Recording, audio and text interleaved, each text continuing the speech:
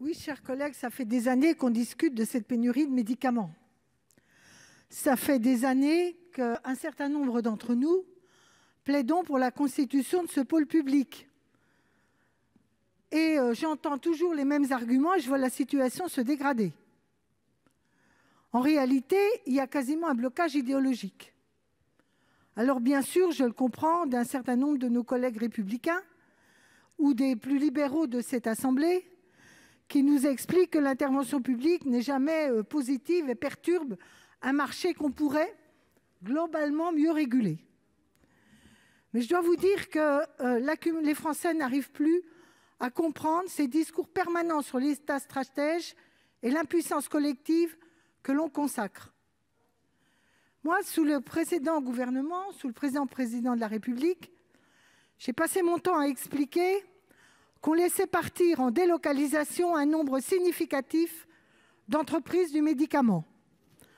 Quand je demandais soit une prise de participation au capital public, soit une intervention, soit qu'on conditionne les aides, notamment celles du CICR, au maintien des sites, notamment de recherche en France, c'était quasiment si je n'étais pas bolchevique. Et je constate que le bilan est globalement négatif, très négatif. Puis après, on a eu Mme Buzyn, qui nous a expliqué, au bout de 2 ans qu'on posait des questions écrites et orales à longueur de journée, nous a expliqué en 2019 qu'elle allait mettre en place des dispositifs mieux coordonnés.